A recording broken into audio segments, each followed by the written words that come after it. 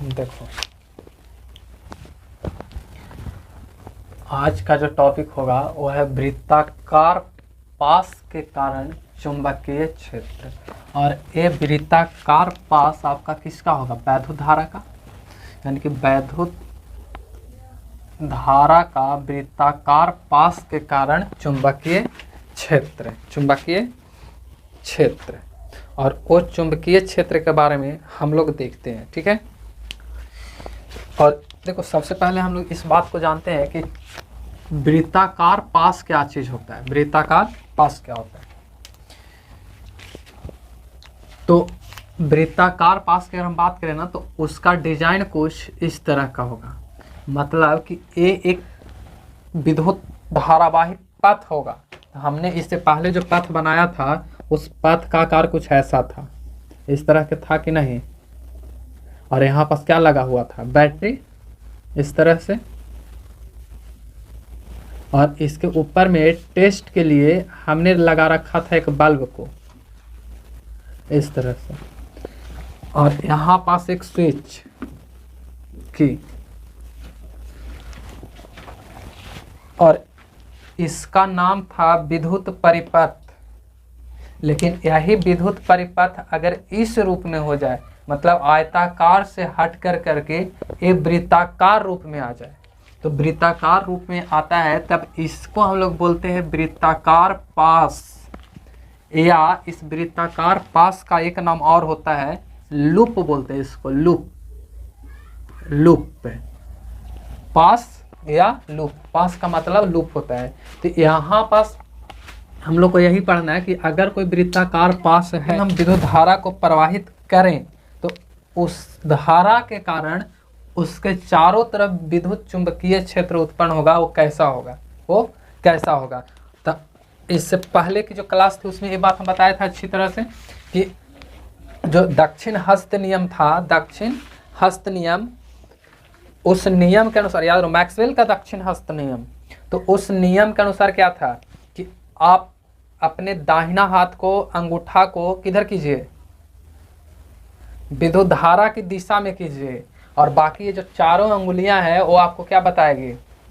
विद्युत क्षेत्र, विद्युत क्षेत्र। इस तरह से कि अगर मान के चलो कि ये तार है, तो इसके तार के अंदर में जो करंट बह रही है, वो करंट की दिशा में आप अंगुली को कीजिए। तो मान के चलते हैं करंट मेरा नीचे से ऊपर की ओर जा रहा है, इस तरह से ये ऊपर की ओर जा रहा है। तो अगर इस तरह से ऊपर की ओर जा रहा है तो हम हाथ को कैसे पकड़ेंगे? इस तरह से ऐसे पकड़ेंगे कि अंगूठा ऊपर हो जाए, तो अंगूठा ऊपर है, और इस तरह से ऐसे पकड़ेंगे। तो ये जो चारों अंगुलियां हैं ना, ये चारों अंगुलियां, यही चारों अंगुली क्या करता है कि आपके चुंबकीय क्षेत्र के दिशा को दर्शाता है। मतलब कि जिस तरफ ये मुड़ती है अंगुलियां, उधर चुंबकीय क्षेत्र की दिशा होती है। तो अगर ऐसे धारा प्रवाहित हो रही है तो चुंबकीय क्षेत्र कैसे होगा? ऐसे होगा, इस तरह से।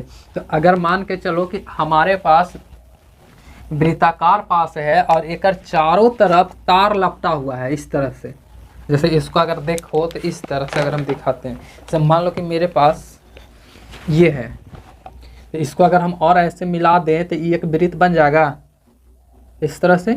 और इसके चारों तरफ तार को लपेट दें, जैसे ऐसे, बताओ इस तरह से अगर हम लपेट दूं तो ये चारों तरफ पूरा लपटा जाएगा कि नहीं? तो इस चारों तरफ लपटा जाएगा, तो उससे हमको क्या मतलब है? करंट तो प्रवाहित होगी ना। और करंट अगर प्रवाहित होगी तो ये भी जाहिर सी बात है कि इसके चारों तरफ क्या उत्पन्न होगा? चुंबकीय क्षेत्र। इसके चारों तरफ चुंबकीय क्षेत्र उत्पन्न होगा, इसके कारण नहीं।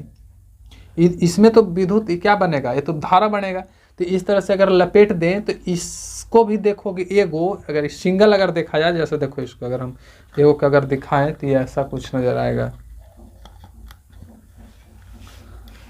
ऐसा नजर आएगा। एक को अगर देखोगे तो ऐसा, तो अगर ऐसा नजर आएगा तो एक चारों तरफ बनेगा कि नहीं बनेगा? चुंबकीय क्षेत्र बनेगा।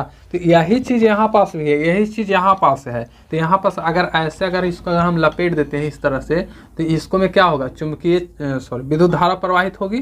तो इसके कारण, मतलब इसमें जो धारा प्रवाहित होगी इसके कारण, तो मान के जो धारा हमारा इधर से ऐसे प्रवाहित हो रहा है, नीचे से ऊपर की ओर ऐसे, तो याद करो कि अगर ऐसे प्रवाहित हो रहा है तो इसकी चुंबकीय क्षेत्र की दिशा ये वाला होगा, इस तरह से ऐसे।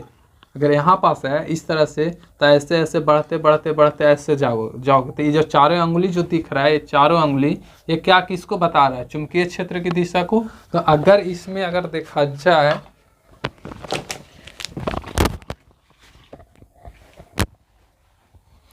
तो इसको अगर हम लपेट दूं तार को, तो तार को तार जो है ना, इसके कारण जो चुंबकीय क्षेत्र होगी, इस चुंबकीय क्षेत्र को अगर हम दिखाएं तो कैसा होगा?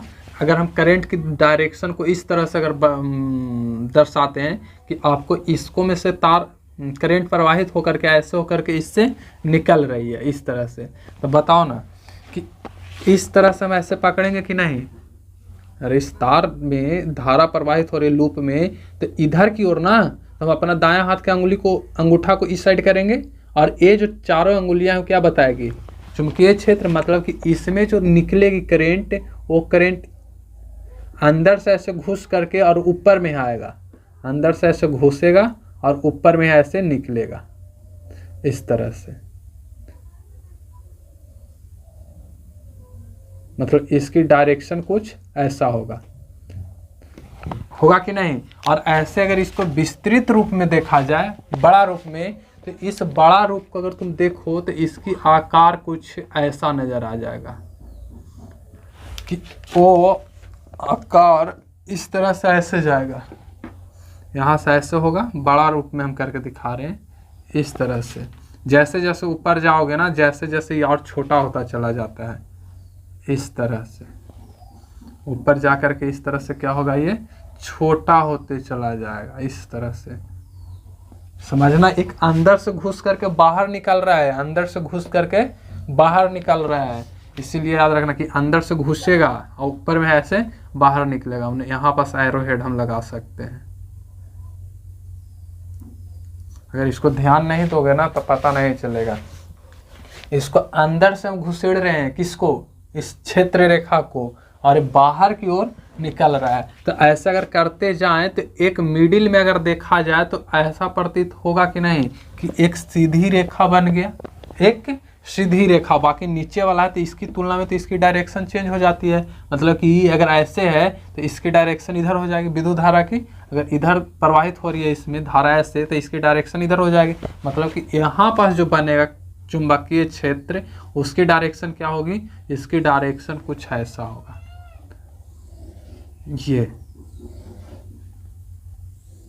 ये डायरेक्शन होगी।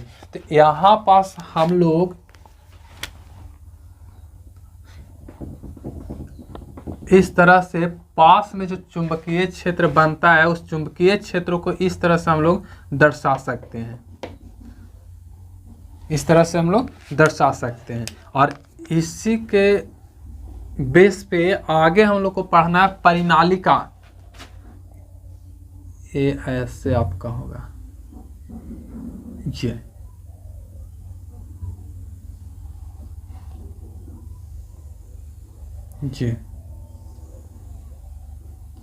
ठीक है। और इसको हम लोग बोलते हैं क्षेत्र रेखा। क्या बोलेंगे? क्षेत्र रेखा। ये भी हमारा क्या है?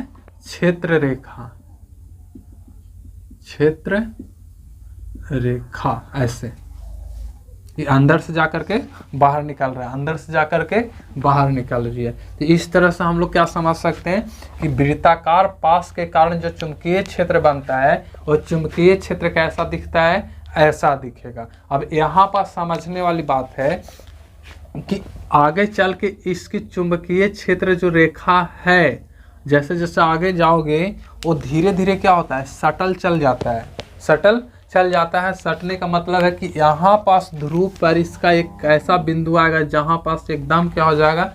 पास पास हो जाएगी। पास पास समझ में आ रहा है? मतलब भीरू भीरू। और जैसे इसको ऐसे पूरा रूप में दिखाते हैं, जैसे ये वृत्ताकार एक पास बनाएगा। जैसे मान लो कि यहाँ पास से उत्पन्न हुआ कौन चीज? चुंबकीय क्षेत्र रेखा।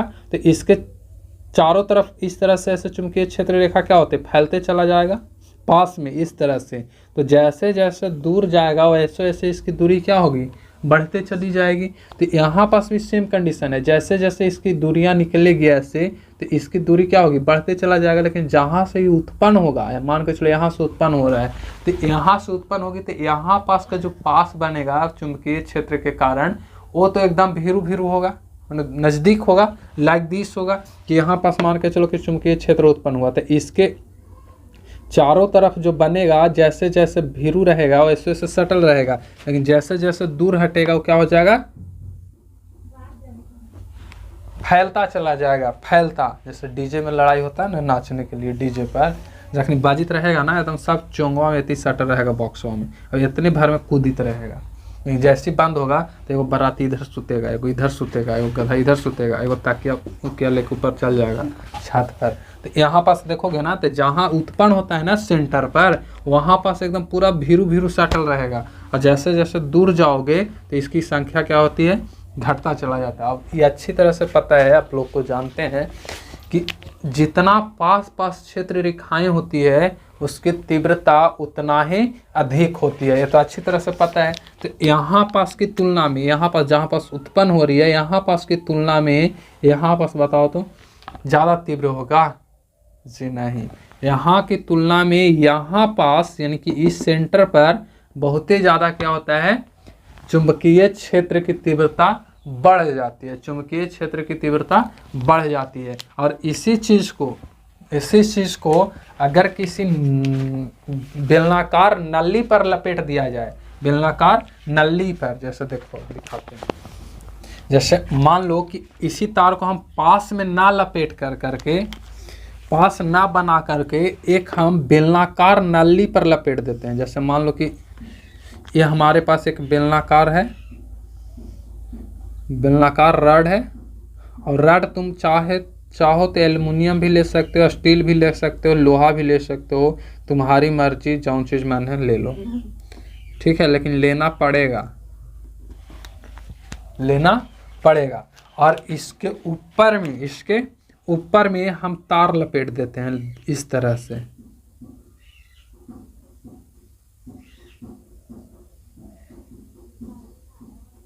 इस तरह से। अब बताओ कि यहाँ पास अगर तार लपेट दिया जाए तो तार हमारा एक पास बना रहा है कि नहीं, पास ऐसे नहीं ना बनेगा लूप पे। जैसे इसको अगर हम तार लपेट दें, जैसे यहाँ पास मान के चलो, देखो लपेटते हैं इसको, इस तरह से अगर हम लपेट दें इस तार को गोल गोल,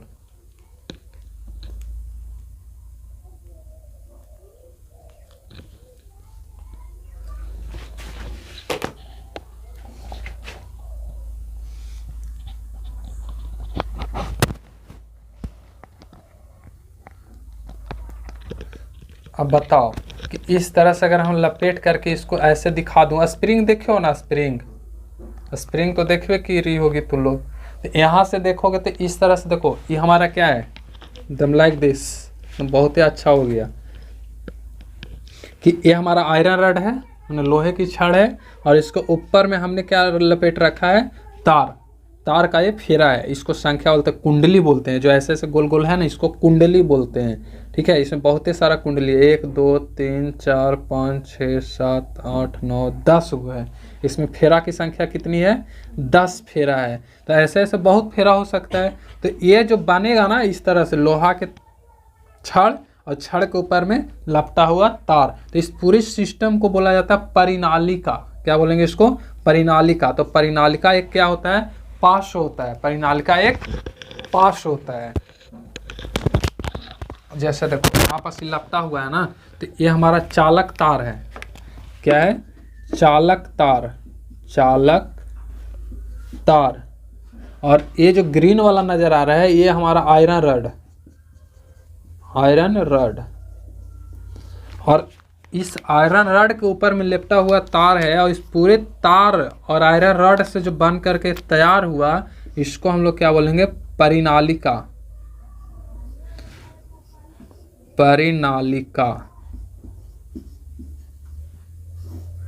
इससे बोला जाता है परिनालिका। समझ में आ रही बात। तो अगला जो टॉपिक हम लोग को पढ़ना है ना, वो परिनालिका ही पढ़ना है, परिनालिका। और इसी परिनालिका के यूज करके हम लोग बनाते हैं चुंबक। क्या बनाएंगे, चुंबक। समझ में आ रही बात। तो ये चीज़ हम लोग को आगे की क्लास में, मतलब अगले टॉपिक में पढ़ना। चैप्टर सेम रहेगा बट टॉपिक क्या होगी, अलग होगी। तो इसे राइट कीजिए। देखो थोड़ी सी इसको और आगे बढ़ाते हैं कि यहाँ पास क्या हमारा आयरन रॉड के ऊपर में लपटा हुआ क्या है, चालक तार है। और इस चालक तार और आयरन रॉड से मिला हुआ जो चीज़ है, यानी कि जो बना सिस्टम, इसको हम लोग क्या बोलते हैं, परिनालिका बोलते हैं।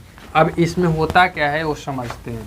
एक चीज़ इसमें और समझना थोड़ा सा, कि अगर इधर से एंट्री मार रही है क्षेत्र रेखाएं और इधर निकल रही है, इधर से एंट्री मार के इधर निकल रही है, तो बताओ कि हम पहले पढ़ाए थे कि जिधर से घुसता है उसको क्या बोला जाता है, एस पॉल, और जिधर से निकलता है उसको एन पॉल। मतलब ये बात हम बतलाए थे आपको कि अगर जो विद्युत क्षेत्र रेखाएं होती है वो एन से निकल करके किस में जाता है, एस में जाता है। एन से निकल करके एस में, और इधर कहाँ जाता है, एस से एन में। तो यहाँ बताओ तो कि इधर से निकल करके ऐसे ना घुसेगा, और इसमें इसकी डायरेक्शन ये होगी कि नहीं होगी।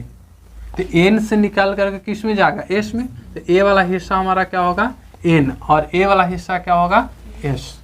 मतलब कि ए भी एक चुंबक की भांति क्या करेगा, व्यवहार करेगा, एक चुंबक की भांति व्यवहार करेगा।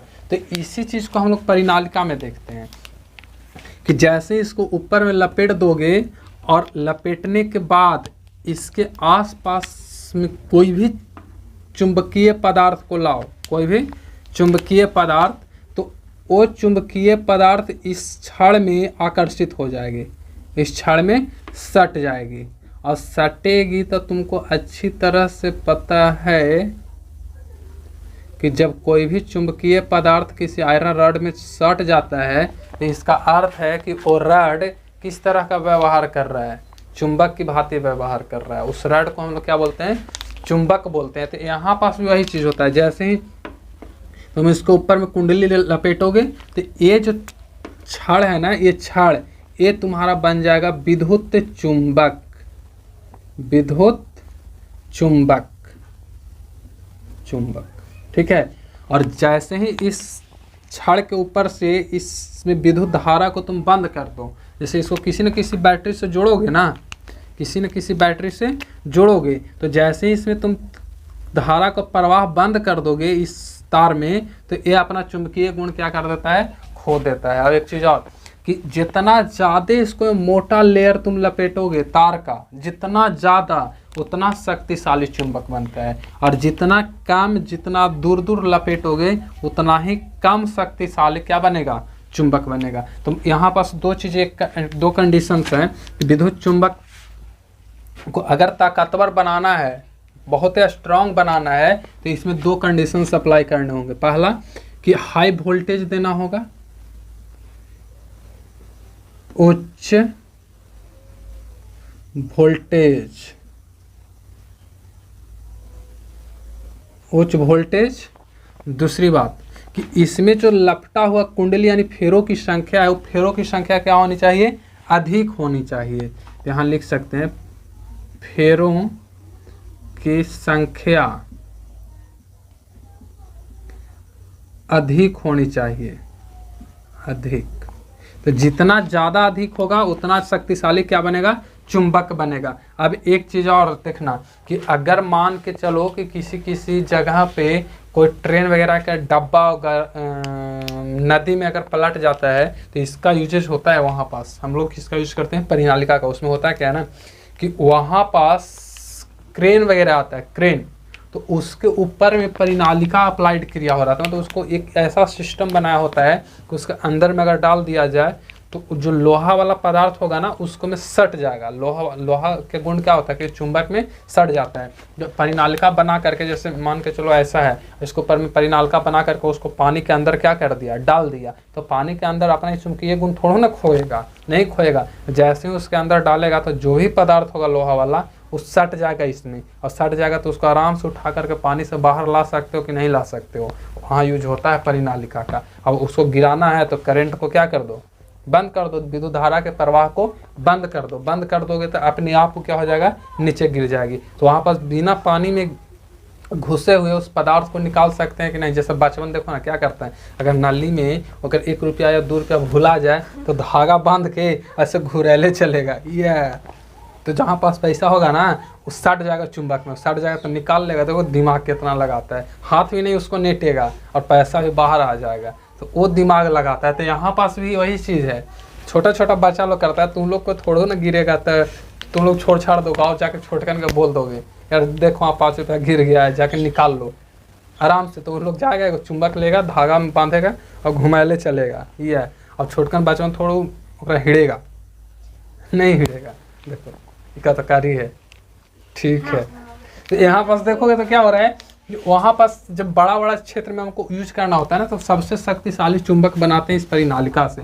और जो नेचुरल वाला चुंबक होता है ना, वो नेचुरल चुंबक को हम लोग उतना शक्तिशाली नहीं बना सकते हैं जितना ये होता है। और एक चीज़ और कि विद्युत धारा द्वारा हम लोग 2 तरह के चुंबक बनाते हैं, एक अस्थायी चुंबक और एक अस्थायी चुंबक। तो अस्थायी चुंबक किसको कहते हैं, तो अस्थायी चुंबक उसको कहते हैं जिसमें एक और चुंबकीय गुण आ जाता है तो अपना चुंबकत्व नहीं खोता है, मैंने अपना चुंबकीय गुण नहीं खोता है, तो उसे हम लोग क्या बोलते हैं, अस्थायी चुंबक। और अस्थायी चुंबक किसको बोलते हैं, तो वैसा चुंबक जो एक बार चुंबकीय गुण आने पर फिर से वो अपना चुंबकीय गुण को खो दे। तो यहाँ पर देखो कि जब तक इसमें विद्युत धारा प्रवाहित हो रही है, जब तक कि कैसा व्यवहार कर रहा है, चुंबकीय गुण को शो कर रहा है, मतलब चुंबकीय गुण को दर्शा रहा है। लेकिन जैसे ही इसको अंदर से करंट को, विद्युत धारा को रोक दिया जाए तो चुंबकीय गुण को क्या करता है, खो देता है। तो बताइए तो ये कैसा चुंबकीय चुंबक हुआ, अस्थायी की अस्थायी, अस्थायी। ये कैसा चुंबक बनता है, अस्थायी। तो यहाँ पर समझ सकते हो कि किसी विद्युत धारा द्वारा लोहा के ऊपर में, यानी कि परिनालिका, सीधी सी बात, परिनालिका द्वारा बना हुआ चुंबक कैसा होता है, तो अस्थायी चुंबक होता है। कैसा चुंबक होता है, अस्थायी, अस्थायी चुंबक, अस्थायी चुंबक। और एक चीज़ और समझना कि यही लोहा के जगह पे, इस लोहा के जगह पे कोई स्टील लगा दे, स्टील, इस्पात, यदि कोई इस्पात लगा दे, स्टील लगा दे, तो वो जो चुंबक बनेगा ना वो अस्थायी चुंबक बनेगा। उसके ऊपर से अगर तुम विद्युत धारा हटा भी दोगे ना तो वो चुंबकीय गुण अपना खोएगा नहीं। अगर तुम्हें चुंबक बनाना है ना, तो चुंबक बनाना तो क्या करो कि एक स्टील लो और उसके ऊपर में विद्युत धारा लपेट दो, सॉरी विद्युत धारा नहीं, मतलब चालक तार लपेट दो और उससे क्या करो, विद्युत धारा प्रवाहित कर दो। इसमें कौन सा गुण आ जाएगा, चुंबकीय गुण आ जाएगा। और जैसे चुंबकीय गुण को आएगा तो आप इसको क्या कीजिए, ये जो धारा प्रवाहित कर रही है उसको, धारा को ख़त्म कर दो, धारा को ख़त्म कर दो। और जैसे ही धारा ख़त्म करोगे ना तो ये जो क्षण होगा, मतलब चुंबक बनेगा, ये अपना चुंबकीय गुण नहीं खोएगा, नहीं खोएगा। कब, जब आयरन रॉड के स्थान पे क्या होना चाहिए, कोई स्टील होना चाहिए, स्टील, कोई स्टील होना चाहिए। किसके जगह पे, इस आयरन रॉड के जगह पे, तब जाकर के वो बनेगा स्थायी चुंबक। तो यहाँ से पूछ सकता है कि अगर कोई परिनालिका में आयरन रॉड के जगह पे स्टील प्रयुक्त किया जाता है तो उसमें जो चुंबकीय गुण आता है वो पूरा विचुंबकन होता है कि नहीं, मतलब वो अपना चुंबकीय गुण खोता है या नहीं। तो उसमें क्या हम लोग बोलेंगे, वो अस्थायी चुंबक होता है, चुंबकीय गुण नहीं खोता है। तो चुंबकीय गुण नहीं खोता है तो ऐसे चुंबक को अस्थायी बोला जाता है। तो यहाँ पास याद रखना कि ये आयरन जो होता है, आयरन रॉड, इसको सॉफ्ट आयरन भी बोलते हैं। आयरन रॉड को क्या बोलते हैं, सॉफ्ट।